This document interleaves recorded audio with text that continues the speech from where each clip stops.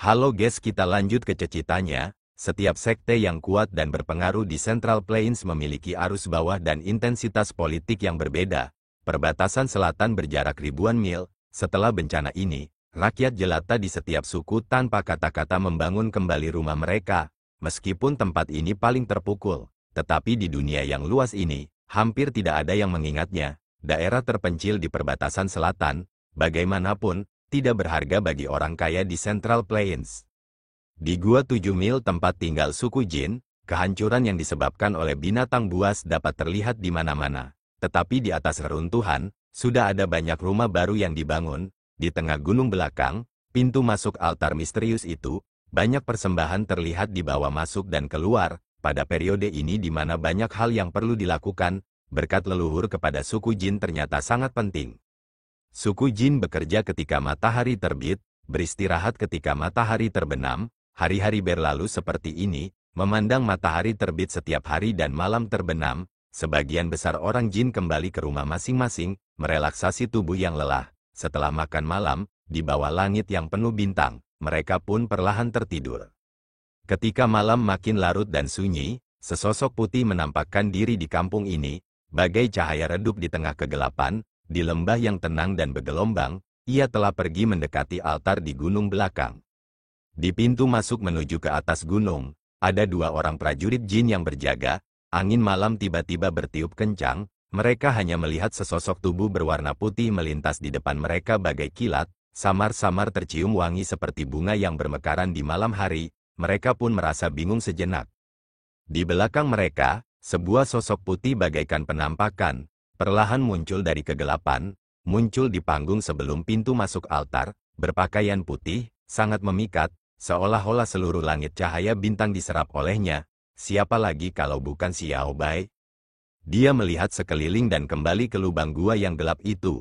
Meskipun semuanya gelap di sana, mata Xiao Bai perlahan mengamati, senyum tipis tersungging di bibirnya, lalu seolah merasakan sesuatu. Dia menggelengkan kepalanya pelan dan mendesah pelan. Keamanan di sini jauh lebih buruk dari yang dia duga. Sama sekali berbeda dari hari ketika dia dan Gosli datang menemui dukun agung itu. Belum lagi para prajurit kekar di kaki gunung. Seharusnya ada lebih banyak dukun yang menjaga pengorbanan di dalam altar. Tidak seperti ini hampir tanpa pertahanan. Sepertinya bencana itu benar-benar telah menyebabkan kerusakan berat pada suku Jin. Sebenarnya bukan hanya suku Jin saja. Di dunia ini, gara-gara dewa binatang satu orang itu, entah berapa banyak manusia dan keluarga tak berdosa yang hancur dan terlantar, yang benar dan yang salah di dalamnya, betul-betul sulit dibedakan juga. Xiao Bai menggelengkan kepalanya sedikit, tidak memikirkannya, tubuhnya melompat, berubah menjadi kilatan cahaya putih dan langsung menuju ke dalam. Sebagian besar bagian dalam gua masih sama, termasuk jalan setapak. Setelah jarak tertentu, akan ada tongkat api di dinding, seperti di masa lalu. Baru saja Xiao Bai menyadari di dalam gua, jumlah orangnya jauh lebih sedikit, napas orang-orang itu lambat dan teratur, mereka seharusnya tertidur.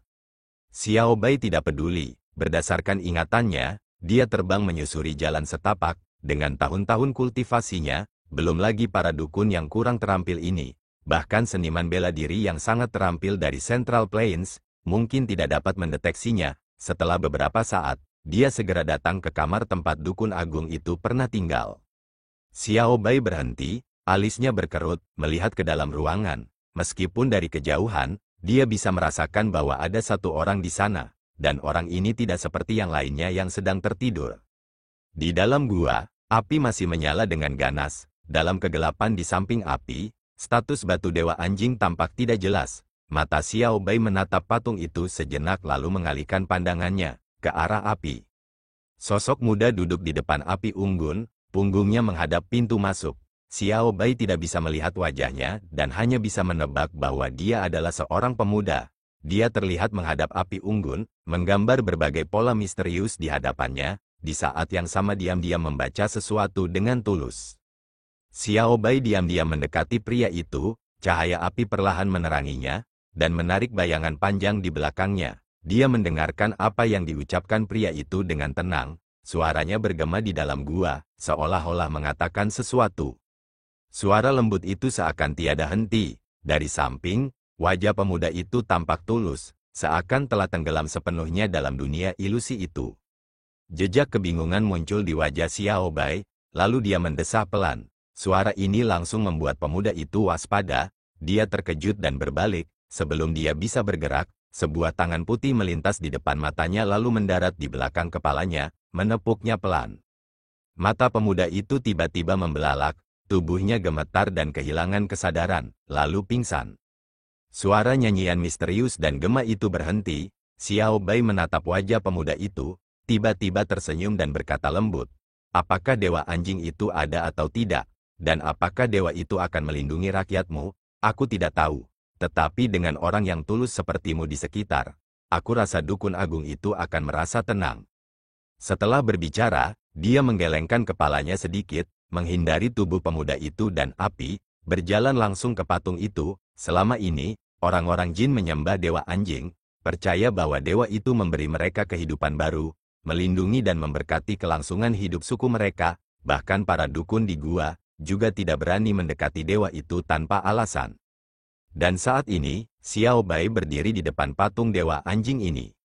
Patung itu diukir dari batu hitam khusus di perbatasan selatan. Batu hitam itu bersinar dalam kegelapan dengan cahaya perak yang samar. Xiao Bai sangat mengenal perbatasan selatan, tentu saja tahu ini bukanlah keajaiban dewa anjing yang dipercayai banyak orang jin. Itu hanyalah jenis langka di antara batu hitam, dan mengandung serpihan perak kecil yang menghasilkan cahaya indah yang misterius. Dan saat itu pandangannya tidak tertuju pada dewa anjing. Sesaat kemudian, pandangannya berhenti di bagian kepala.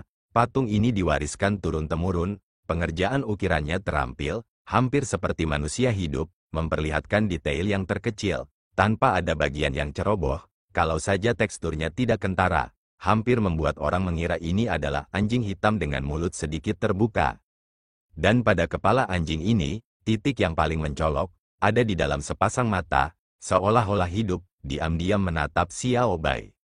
Xiao Bai tiba-tiba terkejut, melangkah mundur, tubuhnya langsung rileks, kembali tersadar, dia mengerutkan kening, sekali lagi melirik sang dewa, mendengus, ternyata ada mantra sihir terlarang ini, dan kemudian dia merenung, setelah beberapa saat, masih bingung, dia berkata dengan lembut, "Tapi ini adalah keterampilan Central Plains, mengapa itu muncul di sini?"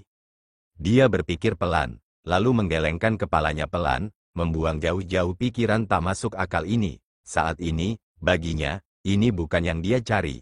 Dia kembali menatap sang dewa. Akhirnya menatap sepasang mata itu, dia ragu-ragu dan dengan lembut menempelkannya ke mata itu. Di dalam gua kuno, terdengar suara yang dalam dan teredam. Suaranya tidak terlalu keras tetapi seolah-olah ruangan besar itu berguncang. Patung anjing kuno di hadapan Xiao Bai, dalam gemuruh itu, perlahan turun, jauh ke dalam tanah, sampai seluruh patung itu tersembunyi kecuali kepalanya. Di belakang sang dewa, sebuah dinding batu halus muncul, berbeda dari sekelilingnya, permukaannya tampak dilapisi dengan lapisan udara gelap samar, tampak seperti ilusi. Namun ini bukan apa-apa bagi Xiao Bai, dengan senyum tipis di bibirnya, dia berjalan mendekat, melemparkan jubah sulamannya, angin bertiup dari tangannya, menyapu dinding batu dan menyebarkan udara hitam. Dinding batu itu tiba-tiba menampakkan sedikit cahaya keemasan. Sesaat kemudian, sebuah titik lain, titik-titik cahaya keemasan tiba-tiba muncul, memancar keluar bagaikan mata air di dinding ini, membentuk diagram dan kata-kata. Bahkan Xiao Bai yang berdiri tak jauh darinya, wajahnya memantulkan cahaya itu. Xiao Bai menatap tampilan ini, diagram dan kata-kata misterius itu dipenuhi cahaya. Matanya membaca setiap baris. Di hadapannya, terdapat rahasia terakhir, yang diwariskan turun-temurun dari suku dukun kuno, terletak, tatapannya melonjak, terkadang berhenti, terkadang gembira. Akhirnya, dia sampai pada gambar naga api besar yang meraung ke langit, bangga dan sombong.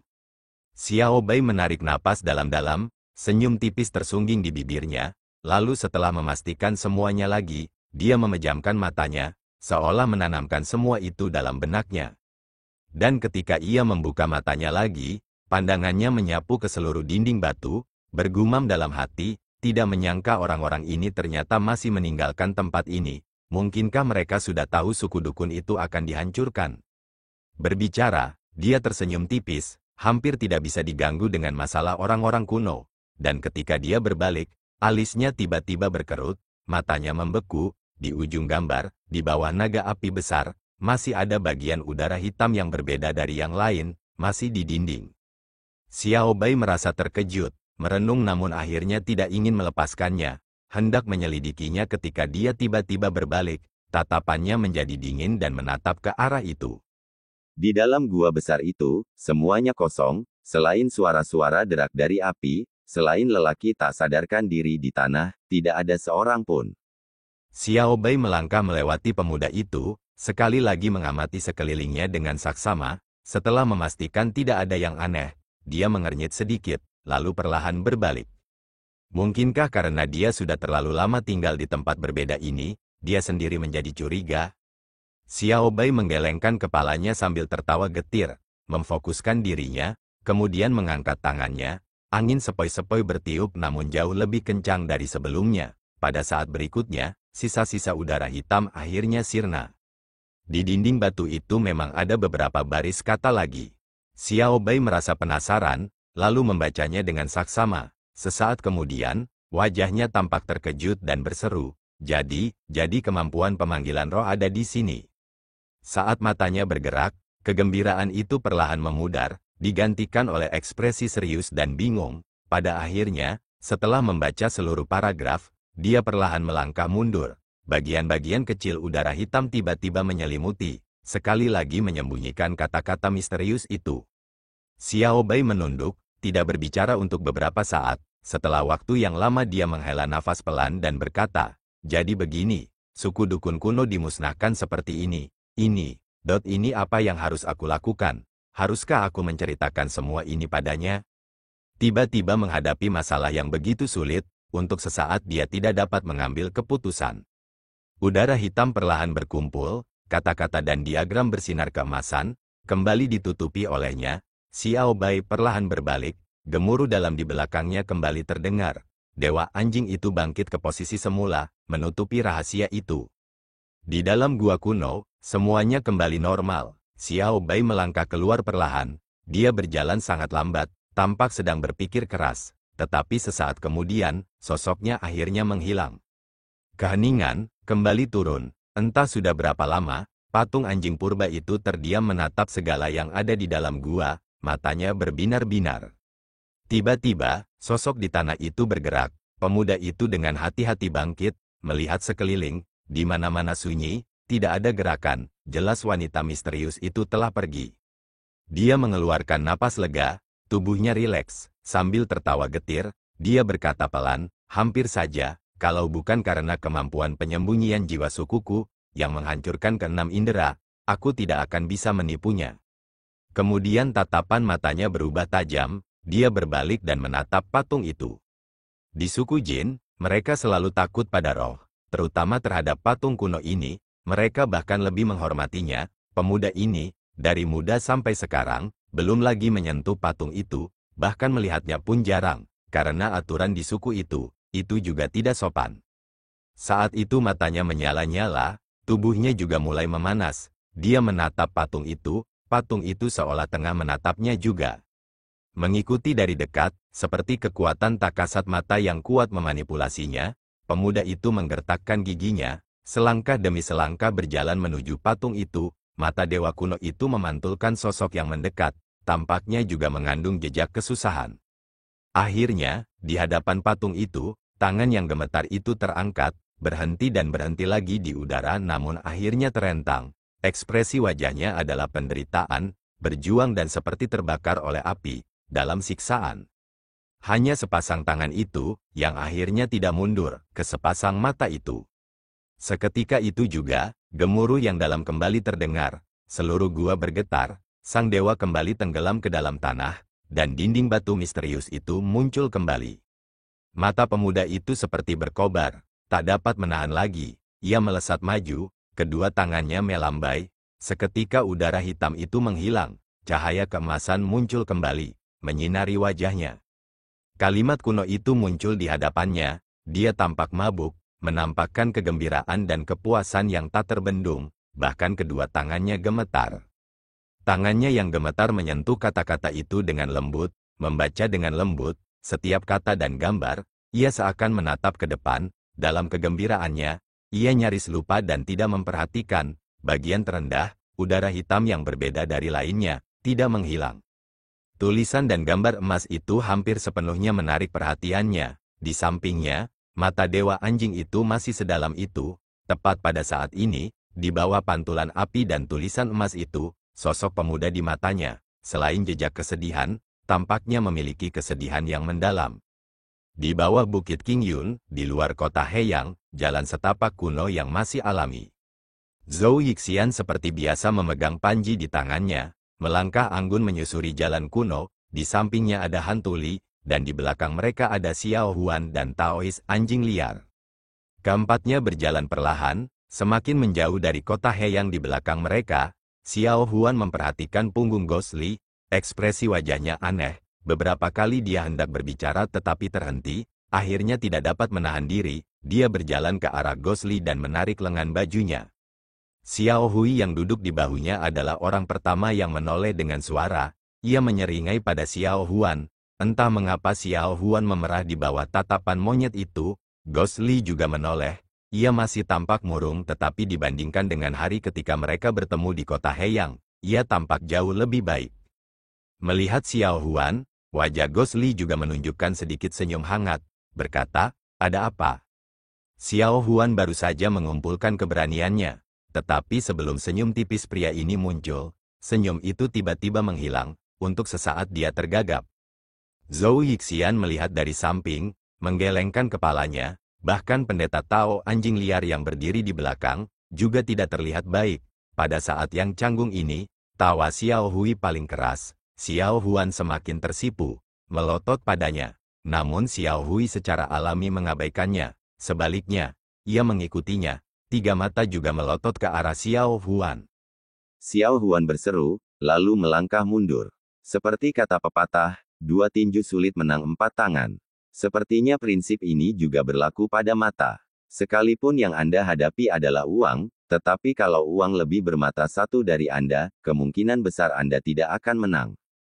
Xiao Hui sangat gembira, melompat dan hampir berguling-guling di bahu Gosli. Pada saat yang sama, ia menjulurkan lidahnya ke arah Xiao Huan.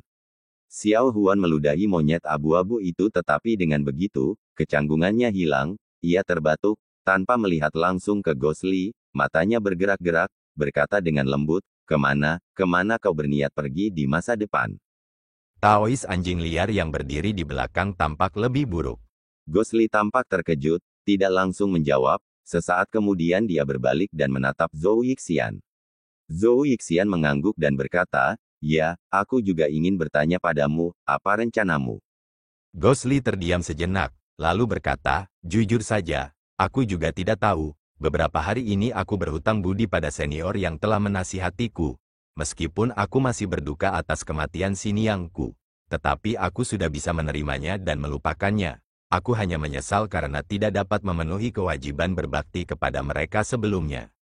Zhou Yixian menghela napas dan berkata, dengan mengatakan ini, itu juga berarti hatimu belum benar-benar bisa melupakannya. Tetapi manusia bukanlah pohon atau rumput. Meskipun terkadang kita tahu alasannya, tetapi hati kita tidak berada di bawah kendali kita, itu bukan salahmu juga. Namun, orang yang sudah meninggal sudah pergi, kamu juga jangan terlalu bersedih. Jika tidak, gurumu dan siniang di alam baka juga tidak akan pergi. Lebih baik pikirkan masa depanmu. Gosli mengangguk, setelah beberapa saat terdiam, raut wajah yang hilang terpancar, dengan sedikit kegetiran ia berkata, selama 10 tahun ini, aku pergi dari satu tempat ke tempat lain, hanya karena aku ingin menyelamatkan seseorang, dan selalu pada beberapa kesempatan itu, karena kurangnya usaha terakhir, semuanya gagal, melihat dunia luas di hadapanku. Namun aku benar-benar bingung harus berbuat apa. Raut wajah Zhou Yixian sedikit berubah. Matanya melirik Xiao Huan, seolah ragu-ragu lalu berkata samar, kemalanganmu, aku juga pernah mendengar beberapa hal, mengenai Nona Biao itu. Tubuh Gosli bergetar, dia berbalik dengan cepat, berkata, senior, kecuali Anda punya solusi. Dalam keadaan gelisah, suaranya tampak bergetar. Xiao Huan yang merasa bingung, melirik Zhou Yixian namun melihatnya terbatuk pelan 2 kali dan berkata, aku juga tidak punya solusi. Xiao Huan tidak dapat menahan diri untuk bertanya pada Ghost Li, kamu adalah Nona Biao, apa yang terjadi? Ghost Li terdiam, namun sebelum dia sempat berbicara, Zhou Yixian melotot ke arah Xiao Huan dan berkata dengan tegas, anak kecil, apa yang kau tahu, jangan menyela. Xiao Huan merasa heran, padahal Zhou Yixian tidak seperti biasanya bersikap sesuai usianya dan sering bercanda serta bertengkar dengannya. Tetapi dengan ekspresi yang begitu tegas dan serius, jarang sekali dia tertegun sejenak. Ghost Li menghela napas panjang, penuh kesedihan. Jejak emosi yang rumit terpancar dari sorot mata Zhou Yixian. Tiba-tiba dia melambaikan tangan kepada Ghost Li dan berkata, kemarilah sebentar, ada sesuatu yang ingin kukatakan padamu. Setelah berbicara, dia meninggalkan Xiao Huan dan pendeta Tao anjing liar, berjalan ke sisi jalan setapak. Hantu Li tampak muram, berjalan perlahan. Xiao Huan saat ini telah sadar kembali. Melihat mereka berdiri di kejauhan, Zhou Yixian mengerutkan kening dan berbicara dengan tenang kepada Hantu Li, dan Hantu Li setelah mendengarkan, ekspresinya berangsur-angsur berubah, pertama terkejut dan kemudian berharap tetapi ternyata harapan ini tidak terlalu besar. Ekspresinya berangsur-angsur menurun lagi, sedangkan Zhou Yixian dia masih berbicara, melihat pemandangan itu, sepertinya orang tua itu sedang mengajar junior dengan nada bertele-tele. Mulut Xiao Huan mengerucut, tiba-tiba amarah yang tak terlukis muncul dalam hatinya, dia dengan marah menendang batu di bawah kakinya, batu itu langsung melayang, melengkung di udara dan malah mengenai kaki pendeta Tao anjing liar. Taois anjing liar entah kenapa juga ikut melamun, tidak memperhatikan batu itu dan langsung terbangun kaget, alisnya mengernyit. Xiao Huan menoleh, merasa agak malu, berjalan mendekat dan berkata dengan lembut, pendeta, apakah Anda baik-baik saja? Taois anjing liar, di bawah tatapannya, segera menggelengkan kepalanya, berkata pelan, tidak apa-apa, aku baik-baik saja. Xiao Huan mengangguk lalu menatap Ghost Li lagi, matanya menampakkan perenungannya, berbagai emosi terungkap di wajahnya. Taois anjing liar memandang ke sampingnya, lalu menundukkan kepalanya dalam diam. Tiba-tiba terdengar Xiao Huan berkata, oh benar, pendeta, aku ingin menanyakan sesuatu padamu. Taois anjing liar mendongak dan berkata, apa? Xiao Huan mengerutkan kening dan berkata, dia, apa yang terjadi pada wanita Biao itu? Mengapa kakak Hantu Li terlihat begitu gelisah?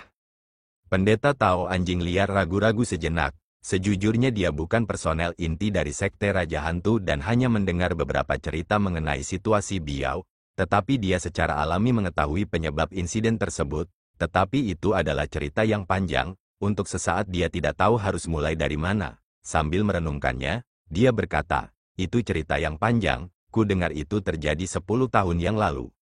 Pada saat ini, dia merasakan sesuatu dan berhenti, reaksi Xiao Huan sama seperti dia, dengan sedikit terkejut, berbalik dan melihat, di jalan kuno di belakang mereka, tiba-tiba dari langit sebuah cahaya ungu samar mendarat, seperti rumput air yang mengambang.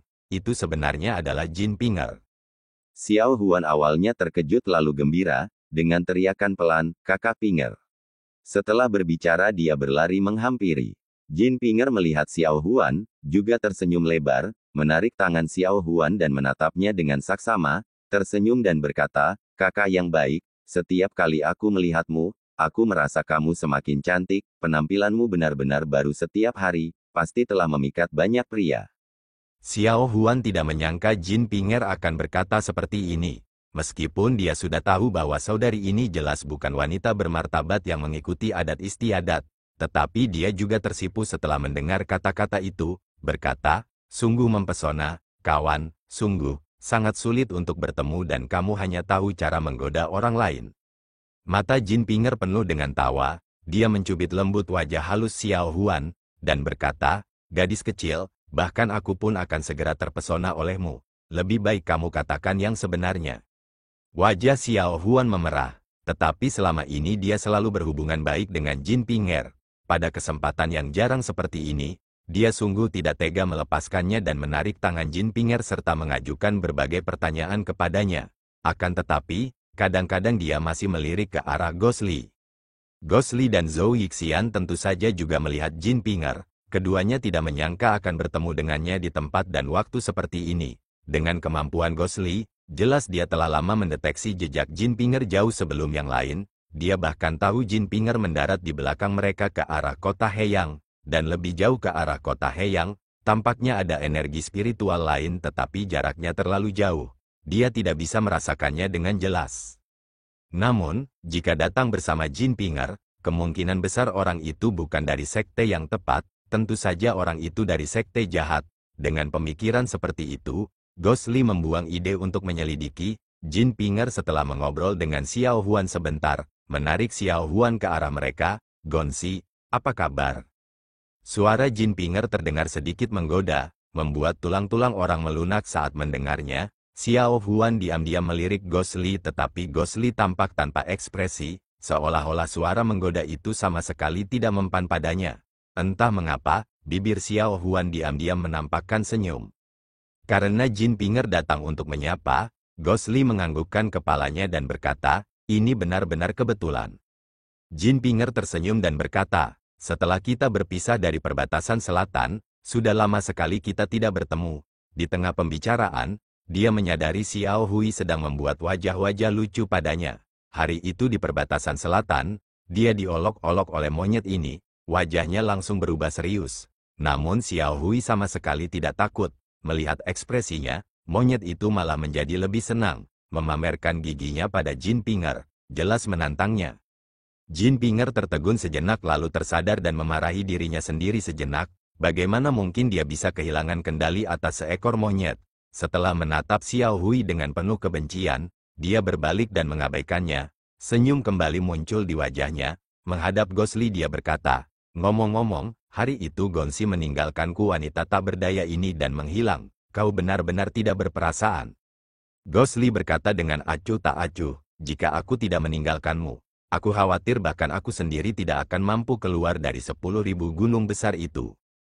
Jinpinger berseru, menutup mulutnya dan tertawa, jelas mengabaikan makna tersembunyi dari kata-kata Gosli, berkata, "Gonsi benar-benar tahu cara bercanda." Gosli menatapnya dalam-dalam, berkata, "Tapi kau mampu keluar dari gua penakluk iblis itu, sungguh tak terduga." Kilatan melintas di mata Jinpinger, dia tersenyum dan berkata, "Kenapa, Tuan Muda tidak ingin aku keluar?" Gosli tersenyum tipis, tidak mengangguk atau menggelengkan kepalanya, hanya menoleh dan berbicara kepada Zhou Yixian, "Senior, kita dianggap bernasib sama. Dunia ini luas, tetapi 10 tahun ini kita hanya bertemu beberapa kali. Mengenai apa yang baru saja kau katakan kepadaku, apakah ada kemungkinan atau tidak, aku akan tetap mencobanya. Itu lebih baik daripada tidak ada harapan." Zhou Yixian mengangguk dan berkata, "Baguslah kamu tahu hal ini. Solusinya tidak ortodoks dan belum pernah ada yang mencobanya sebelumnya. Hanya saja, aku mendengarnya saat aku berkelana di dunia. Nanti kamu sendiri yang akan mengatasinya." Gosli membungkuk pada Zhou Yixian dan berkata, "Kalau begitu, Junior akan pergi sekarang. Kalau memang ditakdirkan, kita akan bertemu lagi." Usai bicara dia tampak hendak pergi, tiba-tiba terdengar teriakan, "Tunggu-tunggu, kau tunggu." Gosli terkejut, berbalik dan menatap Xiao Huan. Dia berdiri di samping Jinpinger, tampak ragu-ragu, hendak berbicara tetapi berhenti. Zhou Yixian melihatnya, menggelengkan kepalanya tiba-tiba, mendesah, berbalik dan berjalan pergi. "Ada apa Xiao Huan?" Gosli merasakan sesuatu. Ekspresinya juga berubah hangat, bertanya dengan lembut. Bibir Xiao Huan bergerak-gerak, seolah ingin mengatakan sesuatu namun akhirnya tak bersuara. Jinpinger berdiri di sampingnya sambil memegang tangannya. Saat ini dia mengerutkan kening, tangan putih yang dipegangnya sedikit gemetar. Dia menoleh dan melirik Xiao Huan, melihat bahwa setelah beberapa saat, suasana berubah sedikit canggung tetapi dia masih tidak berbicara. Jinpinger mendesah pelan, menarik Xiao Huan ke belakangnya, tersenyum dan berkata pada Gosli, "Gonsi, kemana kamu pergi?" Gosli terdiam sejenak, tatapannya melirik ke sosok ramping yang dihalangi oleh Jinpinger, matanya tampak membawa kehangatan tetapi suaranya dingin.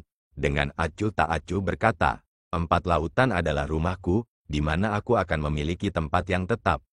Jinpinger berkata lagi, "Betapa baiknya jika 4 lautan menjadi rumahmu. Sungguh itu adalah cita-cita seorang lelaki, tetapi aku ingin bertanya kepada Tuan Muda, apakah ada kekhawatiran di dalam hatimu?" Tubuh Xiao Huan tiba-tiba membeku, tetapi dia tidak bergerak, masih bersembunyi di belakang Jinpinger. Hanya saja Jinpinger merasakan ketegangan. Suara Gosli terdengar dingin, tidak. Setelah bicara, dia menatap lekat-lekat ke arah sosok yang membeku itu, bibirnya bergerak namun pada saat berikutnya, dia menyembunyikan ekspresi aneh itu, berbalik dan berjalan. Namun dia berhenti sejenak seakan ragu namun pada akhirnya tidak berbalik. Pada saat berikutnya tubuhnya berubah menjadi cahaya abu-abu, menyerbu ke angkasa. Angin barat sepanjang jalan kuno, alam liar yang sepi. Suasana saat itu suram, Xiao Huan tidak berbicara sedikit pun dan juga tidak muncul dari belakang Jinpinger. Tetapi tangan yang masih memegang Jinpinger, seolah tertanam ke dalam dagingnya. Ekspresi Taois anjing liar tampak buruk. Dia melangkah maju dan ingin berbicara tetapi tidak jadi. Akhirnya Zhou Yixian yang terbatuk, berjalan mendekat dan tertawa datar. Xiao Huan, ini takdir yang ditentukan oleh surga, kita harus menerimanya. Sebelum dia sempat menyelesaikan kalimatnya, Jinpinger tiba-tiba mengangkat alisnya, menatap Zhou Yixian dan pendeta Tao anjing liar, keduanya merasa seolah-olah mata mereka terbakar oleh api. Tanpa sadar melangkah mundur, Jinpinger mendengus, dengan wajah dingin berkata, kalian berdua tidak berguna, cepat pergi. Zhou Yixian dan Taois anjing liar saling berpandangan. Jinpinger berbalik dan memeluk Xiao Huan. Xiao Huan akhirnya tidak tahan lagi, menangis. Jinpinger menepuk punggungnya pelan, berkata lembut, anak bodoh, apa yang perlu ditangisi? Kukatakan padamu, tidak ada pria yang baik. Xiao Huan berkata sambil terisak, tidak, dia bukan, dia orang baik.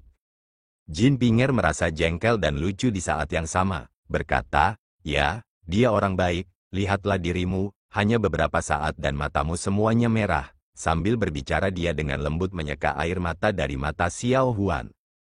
Zhou Yixian menggelengkan kepalanya dan bergumam pada dirinya sendiri, teman baik, aku telah membesarkannya selama beberapa dekade. Pada akhirnya seseorang berkata aku bukan orang baik tetapi tidak ada yang berbicara untukku. Tetapi mengatakan orang lain adalah orang baik, itu benar-benar. Setelah berbicara, Jinpinger menatapnya dengan tatapan mematikan. Zhou Yixian segera menelan sisa kata-katanya. Malam harinya, karena suasana hati Xiao Huan sedang tidak baik, mereka tidak jadi pergi jauh. Awalnya Jinpinger hanya lewat dan kebetulan melihat Xiao Huan dan yang lainnya. Awalnya hanya ingin menyapa dan melanjutkan perjalanan. Tetapi sekarang dia khawatir dengan Xiao Huan dan jadi menunda keberangkatannya. Namun di malam hari, setelah Jinpinger menghibur dan menggodanya, Xiao Huan akhirnya tersenyum lagi. Jinpinger kembali berbisik padanya secara diam-diam, tidak tahu apa yang dikatakannya, tetapi kepada Zhou Yixian dan pendeta Tao anjing liar, Jinpinger yang menggoda itu mampu membuat wajah Xiao Huan memerah dan pucat, kemungkinan besar itu bukan sesuatu yang baik. Setelah beberapa saat, Jinpinger berdiri, meregangkan tubuhnya dan berkata, baiklah, aku juga harus pergi. Seolah sudah menduga kepergian Jinpinger, Xiao Huan tidak tampak terkejut. Tetapi masih terlihat enggan, ia menarik tangan Jinpinger dan berkata pelan, kakak, kapan kita akan bertemu lagi? Jinpinger tersenyum dan berkata, jangan khawatir, di surga dan bumi yang luas ini, kita berdua bersaudara akan ditakdirkan untuk bertemu lagi. Xiao Huan mengangguk dan berkata, kalau begitu, biar aku yang mengantarmu. Jinpinger berkata, baiklah, sambil menarik tangannya, mereka berjalan menuju bagian luar. Zhou Yixian dan pendeta Tao anjing liar tidak sabar menunggu wanita ini pergi sehingga tidak menghalangi. Setelah beberapa lama, kedua wanita itu kembali berbincang. Jinpinger tersenyum dan berkata, baiklah, antar saja aku sampai di sini, kalau tidak kakekmu akan memarahiku lagi. Xiao Huan mengangguk, lalu tiba-tiba seperti teringat sesuatu, ragu-ragu dan berkata, kakak, aku ingat kau sepertinya satu sekte dengannya, kan? Jinpinger terkejut dan berkata, ya, ada apa? Xiao Huan berkata pelan, itu, Nona Biao itu apa yang terjadi padanya, bisakah kau memberitahuku? Jinpinger menghela napas dan berkata, kakak, bukannya aku ingin memarahimu, meskipun lelaki itu berbeda dari yang lain, bahkan aku juga memandangnya dengan berbeda, tetapi aku tetap harus membujukmu, lupakan saja, hidupnya penuh dengan rintangan, jika kau terus-terusan ikut campur, kau hanya akan menderita. Xiao Huan menggelengkan kepalanya dan berkata, Aku tidak pernah berpikir untuk menginginkan apapun. Aku hanya ingin tahu lebih banyak tentangnya. Jin Pinger menggelengkan kepalanya sedikit, mendesah, setelah beberapa saat, menceritakan masa lalunya kepada Xiao Huan dengan kata-kata yang sederhana. Xiao Huan mendengarkan, ekspresinya berangsur-angsur menjadi buruk, terutama menjelang akhir, di mana roh Biao terperangkap di Hewan Bell. Ghostly berkeliaran di seluruh dunia hanya untuk menemukan solusi untuk melepaskan roh itu. Wajahnya hampir hitam. Jin Pinger tentu saja juga menyadari perubahan itu, tetapi menganggapnya sebagai perasaan seorang gadis muda, dan berkata dengan lembut, "Baiklah, kira-kira seperti ini, saudari, dengarkan kakak, jangan pedulikan hal-hal ini, jalanmu masih panjang."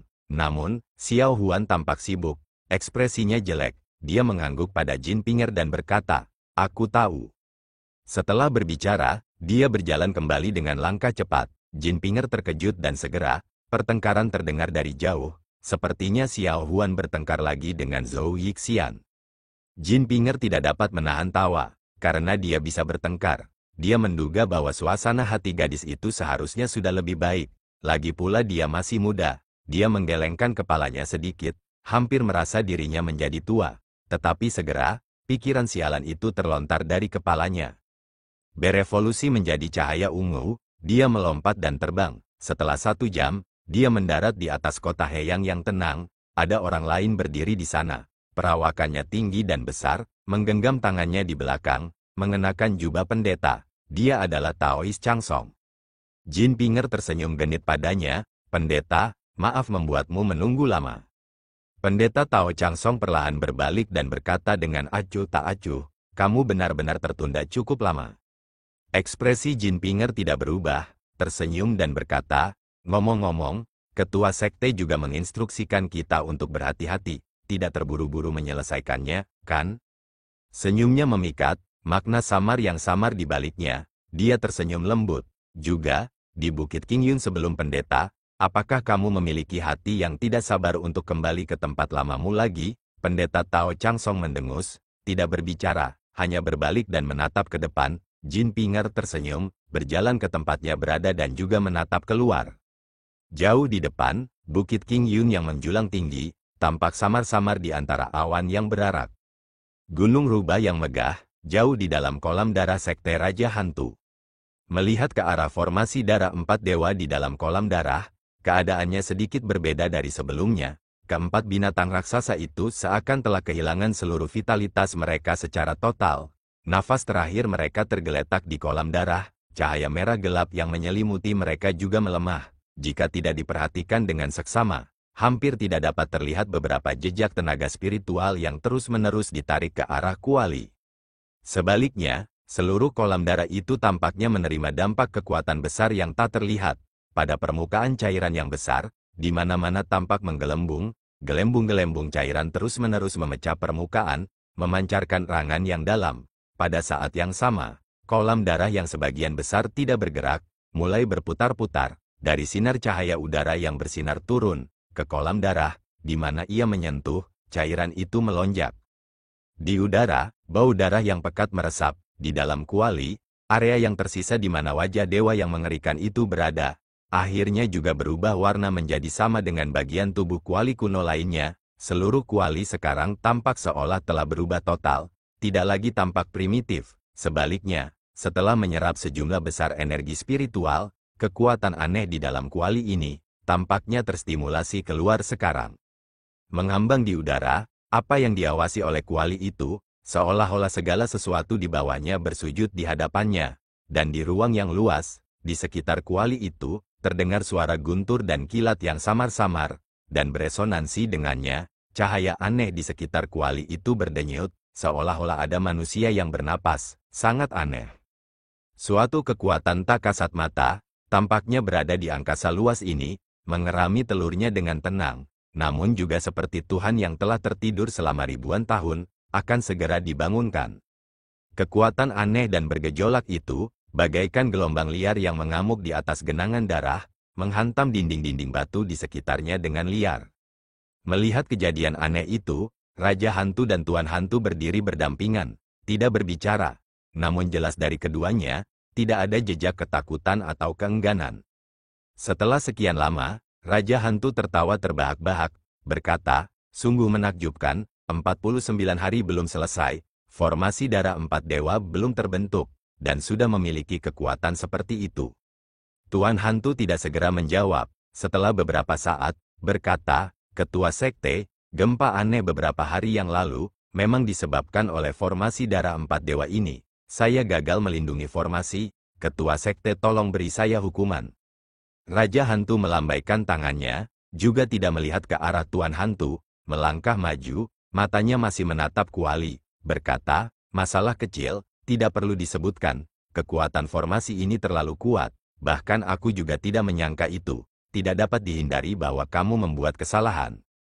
Tuan Gos ragu sejenak, lalu berkata, terima kasih banyak atas kemurahan hati Ketua Sekte, hanya saja. Raja Hantu berbalik dan bertanya, ada apa? Tatapan mata Tuan Hantu bertemu dengan Raja Hantu, hatinya terkejut, merasakan tatapan mata Raja Hantu yang luar biasa tajam, bahkan dengan kemampuannya saat ini, dia merasa tidak mampu untuk menatapnya. Beberapa pikiran terlintas di benaknya tetapi untungnya dia memiliki kerudung hitam. Yang lain tidak dapat mengatakan ekspresinya, setidaknya dari nadanya. Dia masih tenang, seperti yang disebutkan oleh Kepala Sekte. Kekuatan formasi darah 4 dewa ini sangat kuat, dan saat penyelesaian formasi semakin dekat, kekuatan spiritualnya hanya akan menjadi lebih kuat. Meskipun aku telah meletakkan 18 mantra pelarangan di sekitar kolam tetapi jujur saja, aku juga tidak yakin. Terutama pada hari terakhir, ketika formasi akan selesai, itu pasti akan mengguncang bumi. Apakah mantra pelarangan ini akan berhasil atau tidak, aku tidak tahu. Hanya takut jika kita tidak siap pada saat itu, beberapa pengikut sekte di luar mungkin terlibat. Raja Hantu mencibir dan berkata, lalu apa? Tuan Hantu menahan napas sejenak, menatap Raja Hantu, setelah beberapa saat berkata, saya hanya mengingatkan Kepala Sekte, jika ada kebutuhan, mungkin ingin mengirim murid-murid yang kurang terampil itu keluar dari gunung.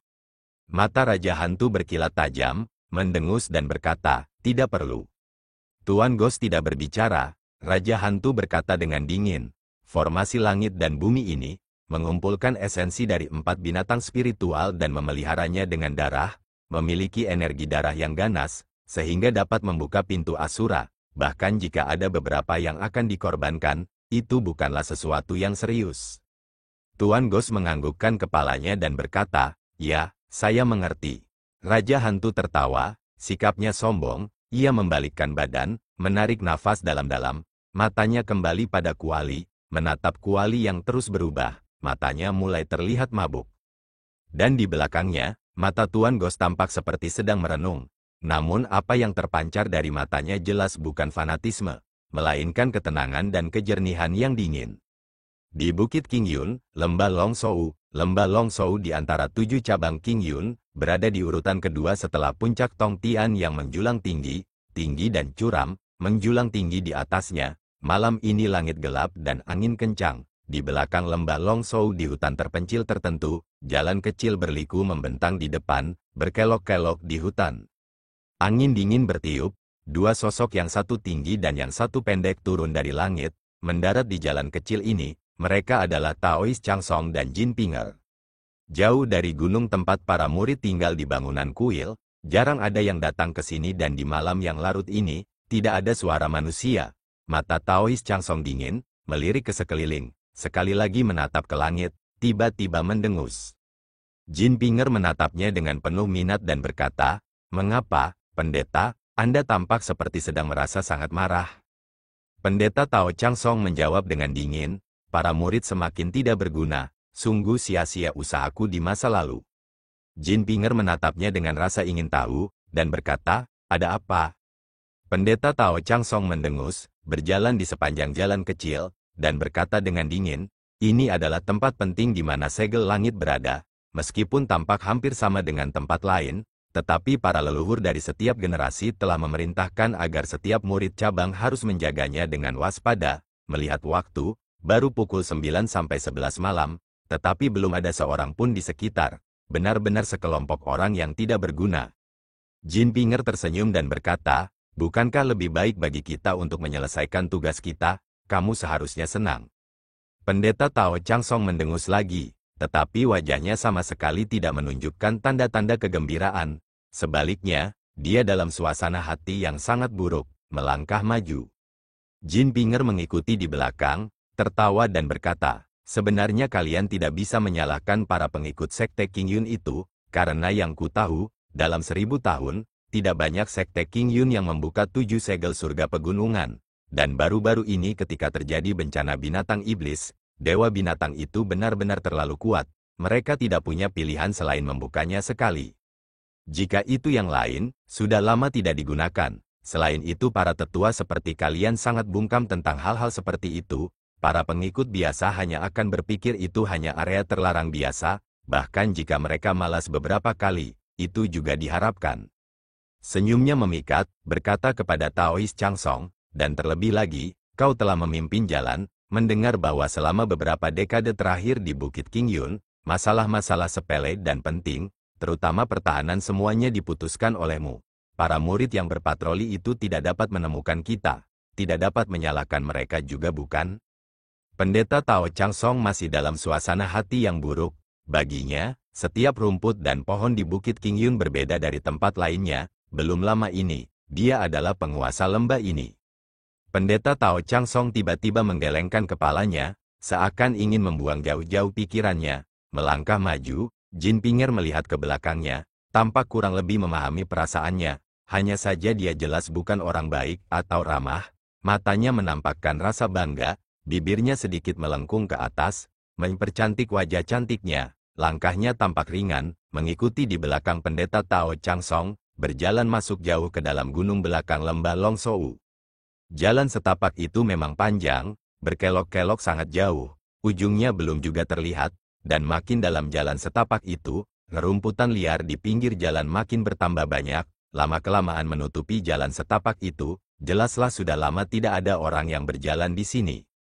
Saat rerumputan liar perlahan tumbuh menutupi jalan setapak, ekspresi Taois Changsong semakin buruk, hampir tampak pucat. Jin Pinger tidak berbicara kepadanya, hanya mengikutinya dari belakang, memperhatikan sosoknya yang tinggi. Dia tiba-tiba merasa, pria ini mungkin bukan hanya pengkhianat fraksi baik.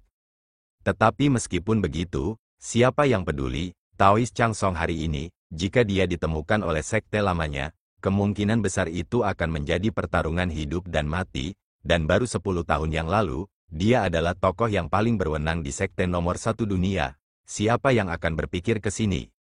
Pasang surut kehidupan, banyak liku-likunya, tidak diketahui di alam gaib. Apakah manusia yang menentukan atau ditentukan oleh langit, dan karena itu ada pepatah yang mengatakan langit sedang mempermainkan manusia? Jin Pinger saat berjalan, tak dapat menahan diri untuk tidak memikirkan Xiao Huan, wanita muda yang telah ditakdirkan bersamanya. Melihat usianya yang masih muda, ia tampak terjerat oleh cinta. Memikirkan Xiao Huan, ekspresinya berubah santai, sedikit hangat, atau mungkin hanya wanita itu, satu-satunya orang yang dapat ia buka hatinya. Atau mungkin di masa depan jika ada kesempatan, akan menyenangkan untuk menjelajahi dunia bersama Xiao Huan. Bibir Jin Pinger perlahan menampakkan senyum tipis, tetapi senyum ini segera memudar. Dia berhenti, karena Taois Changsong yang ada di depannya juga berhenti, menghela napas panjang, mendengar desahannya, sepertinya bercampur dengan emosi aneh, perlahan berkata, ini dia, lokasi segel surga lembah Longsou Bukit King Yun. Jalan yang mereka lalui akhirnya sampai di ujung. Jin Pinger melangkah maju dan tertegun, wajahnya menunjukkan sedikit kebingungan, berbalik dan menatap Taois Changsong, berkata, apa, ini adalah segel surga? Pendeta Tao Changsong tidak berekspresi apa-apa, hanya mengangguk acuh tak acuh. Yang terpampang di hadapan mereka bukanlah suatu senjata surgawi yang cemerlang, juga bukan suatu bangunan kuil yang megah dan bermartabat. Sebelum datang ke sini, Jin Pinger telah memikirkannya berkali-kali, tetapi apapun yang terjadi, ia tidak dapat membayangkannya. Segel surgawi yang legendaris itu akan seperti ini. Di depannya, hanyalah sebuah lubang tanah biasa.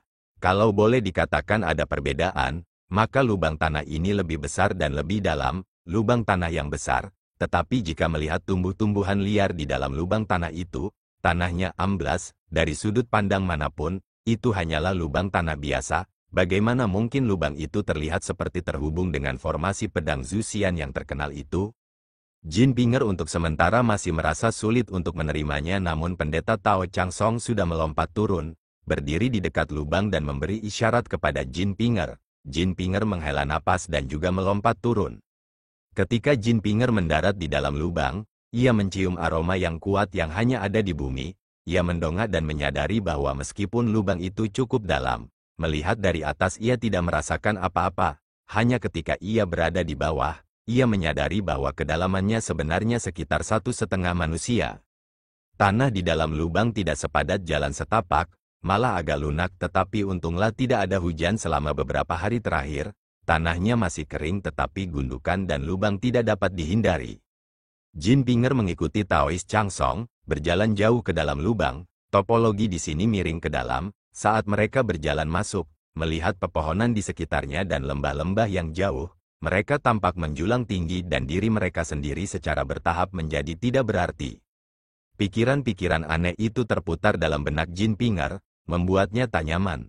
Akan tetapi, meskipun lubang itu cukup besar, bukannya tak terbatas. Tak lama kemudian, Taois Chang Song pun berhenti, begitu pula dengan Jin Pinger. Saat itu mereka berada di tengah lubang, beberapa tumpukan lumpur disusun bersama, membentuk gundukan kecil. Di atasnya sebuah tongkat kayu bundar sepanjang 3 ci selebar 1 ci dimasukkan secara miring. Pendeta Tao Chang Song diam-diam menatap tongkat bundar yang sudah lapuk dimakan cuaca itu, tidak berbicara, ada kilatan aneh di matanya. Sesaat kemudian, tanpa berbicara dia hendak melangkah maju, tetapi pada saat ini, Jin Pinger tiba-tiba berseru, "Pendeta, mohon tunggu." Pendeta Tao Chang Song menoleh ke arah Jin Pinger dan berkata, "Ada apa?" Jin Pinger berkata, "Biarkan aku melihat-lihat." Pendeta Tao Chang Song terkejut, tidak berbicara. Jin Pinger malah mendongak, perlahan berbalik. Sekarang ini adalah titik tertinggi lembah Long Shou, tetapi daerah tinggi lembah Long Shou yang berbahaya menjorok ke langit. Ada banyak tempat yang lebih tinggi dari sini, bukan hanya tempat ini. Jin Pinger berdiri di tengah, melihat puncak-puncak tinggi di arah timur, barat, dan utara. Melihat dari lubang ini, puncak-puncak itu tampak agak miring, seperti 3 jari yang akan menutup, dan titik ini berada tepat di tengah. Saat ini malam itu gelap, langit seperti tinta. Jin Pinger melihat sebentar, merasa bahwa langit akan runtuh dan merasa pusing. Tetapi ternyata dia bukanlah orang biasa. Dia memalingkan muka dan menenangkan diri. Lalu pandangannya menyapu melewati lubang ini. Tubuhnya tiba-tiba seperti ditopang oleh angin lembut, melayang ke atas dan mendarat di balok bundar 3 ci itu, lalu melihat ke sekelilingnya lagi. Pendeta Tao Chang Song mengerutkan kening, namun matanya mengandung sedikit kekaguman. Setelah beberapa saat, Jin Pinger mendesah, bertepuk tangan dan berkata, "Pikiran yang bagus, pandangan ke depan yang bagus, leluhur sekte King Yun mana yang menemukan tempat spiritual ini? Ini benar-benar pemandangan ilahi yang unik. Energi spiritual puncak gunung semuanya berkumpul di sini, dan dengan 3 puncak bersama-sama, tidak tumpah keluar. Tetapi yang lebih mengesankan, adalah kayu misterius berusia 1000 tahun ini, kelihatannya tumpul tetapi dimasukkan dengan tepat ke titik terlemah dari saluran energi lubang spiritual ini, seperti memukul titik fatal seekor ular, dengan energi kayu misterius yang kering dan berat, menekan energi spiritual yang melimpah dari gunung ini. Ini benar-benar mengesankan, mengesankan." Dia bertepuk tangan dan memuji, tetapi semua itu adalah kata-kata yang tulus. Pendeta Tao Chang Song menatapnya, ekspresinya tanpa sadar menjadi tenang. Saat berikutnya, dia berkata dengan acuh tak acuh, mengamati energi gunung, menggali lubang ini adalah guru pendiri sekte King Yun kita, King Yun Si. Sedangkan untuk meletakkan kayu misterius yang terlarang ini, tidak ada catatan. Ada yang mengatakan itu adalah pendiri King Yun Si, ada juga yang mengatakan itu adalah pendiri King Ye yang mendirikan formasi Zhu Xian. Jin Pinger mengangguk dan berkata, "Sebenarnya aku tidak punya kesan yang baik tentang sekte King Yun, tapi hari ini aku menyadari bahwa semua leluhur sekte kalian adalah orang-orang yang berbakat dan luar biasa. Aku masih jauh dari itu. Kelihatannya reputasi mereka yang terkenal itu benar-benar dapat dibuktikan." Pendeta Tao Chang Song mendengus, wajahnya menampakkan ekspresi bangga, berkata, "Sekte King Yun selama beberapa ribu tahun, bagaimana bisa dibandingkan dengan sekte lain yang sedikit dan kecil? Sedangkan untuk generasi leluhur King Yun kita, secara alami akan lebih." Saat berbicara di tengah jalan, Suaranya tiba-tiba mengecil dan sampai akhir, serak dan tak terdengar. Jin Pinger diam-diam melompat turun dari tongkat. Entah bagaimana secara tidak sadar dia juga merasa sedih, tidak ingin melihat Taoist Changsong sekarang. Apakah orang yang begitu bangga pada King Yun ini adalah pelaku pertama yang mengkhianati King Yun? Seseorang, bagaimana mungkin hanya sekedar kalimat, baik jahat, untuk membedakannya? Di dalam lubang itu, semuanya sunyi senyap. Sosok Taoist Changsong yang melihat dari belakang tampak tegak dan lurus, masih terlihat tinggi dan tegap, hanya saja ekspresinya seolah tersembunyi di dalam keheningan dan bayangan, mengaburkan. Setelah sekian lama, Taoist Changsong berkata dengan suara berat dan perlahan, kita sudah menunda cukup lama, ayo kita mulai. Jin Pinger mengangguk dan berkata, apa yang harus dilakukan, tolong katakan. Angin gunung bertiup sepoi-sepoi, pepohonan lebat di sekitarnya bergoyang tertiup angin, langit malam menggantung rendah, suara-suara terdengar dari dalam lubang tanah yang dalam tanpa henti, setelah berlangsung beberapa saat, tiba-tiba berhenti dan kemudian terdengar rangan dalam yang teredam, sesuatu terlempar keluar dari lubang, mendarat dengan keras di jalan kecil di samping lubang. Di bawah cahaya bintang yang redup, itulah kayu misterius berusia 1000 tahun. Dan tak lama kemudian, terdengarlah suara gemerisik pakaian, Jin Pinger dan Taoist Changsong melompat bersama-sama. Dengan kepiawaian mereka tampak agak kelelahan. Ternyata untuk mengubah jalur tenaga dalam spiritual ini, tidaklah semudah itu. Napas Jin Pinger menjadi tenang, mengerutkan kening dan bertanya kepada Taoist Changsong. Karena kita di sini untuk menghancurkan segel surga, jika terjadi sesuatu di masa depan, Sekte King Yun tidak akan dapat menggunakan energi spiritual 7 gunung untuk membantu formasi pedang Zhu Xian. Mengapa kita tidak bisa mencabut kayu misterius berusia 1000 tahun itu dan sebagai gantinya harus dengan paksa mengubah tempat di mana saluran energi bertemu? Bukankah itu melakukan sesuatu yang tidak perlu? Pendeta Tao Changsong menggelengkan kepalanya, berkata, Bukit King Yun ini adalah tempat yang sangat baik di bumi, energi spiritualnya melimpah, dan karena itulah, pendiri King Yun Si akan menghargai tempat ini. Hanya dengan mencabut kayunya saja, energi spiritualnya akan bocor keluar. Tetapi energi spiritual bumi sangat melimpah. Kedua, ada 3 puncak gunung berkumpul di sini. Bahkan lebih sulit untuk membiarkan energi spiritual bocor keluar. Hanya dengan mengubah tempat di mana energi bertemu, untuk menjauhkannya dari formasi 3 puncak yang rapat dan buatan surga ini, kita dapat memanfaatkan ketinggian dan angin kencang, untuk menyebarkannya perlahan-lahan. Di masa depan, jika seseorang menggunakan formasi Zhu Xian, meskipun energi spiritual lembah Longsou masih melimpah, tetapi energi itu akan tersebar di sekitar gunung, tidak lagi terkumpul, dia tidak dapat berbuat apa-apa. Jin Pinger kemudian mengerti, mengangguk dan setuju, lalu bertanya, sekarang segel surga lembah Longsou telah hancur, bagaimana dengan 6 lainnya?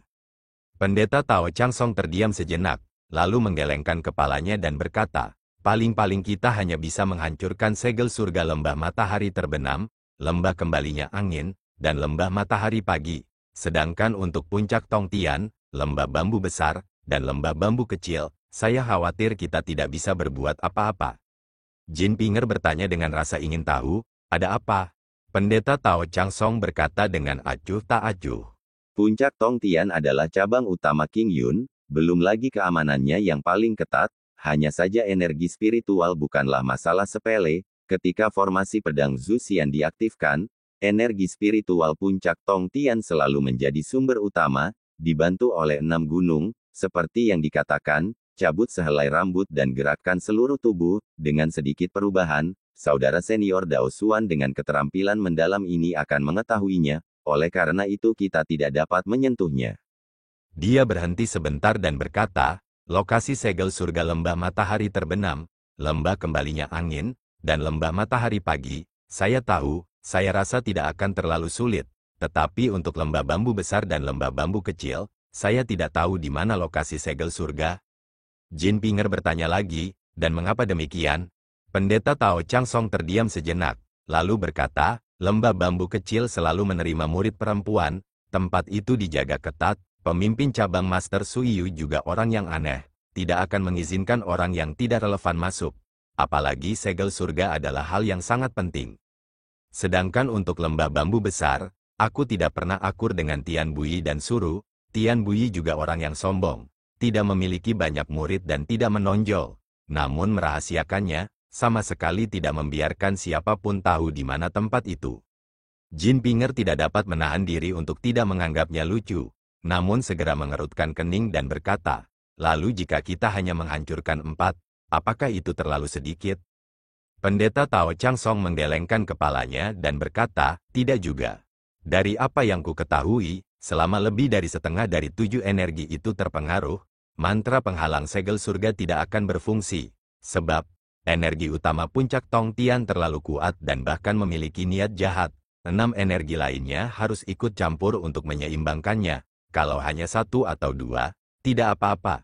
Namun, jika 4 energi tidak ada di saat yang sama, kemungkinan besar mereka bahkan tidak akan bisa menggunakan formasi pedang Zuxian.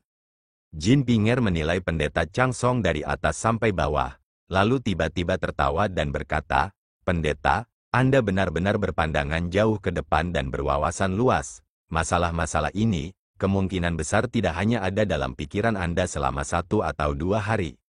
Wajah pendeta Chang Song berubah serius, menatap Jin Pinger, tetapi dia masih tersenyum, tidak berniat sedikit pun untuk mengalihkan pandangan. Setelah beberapa saat, pendeta Chang Song malah mengalihkan pandangan, tanpa berbicara, berbalik dan meninggalkan lubang ini.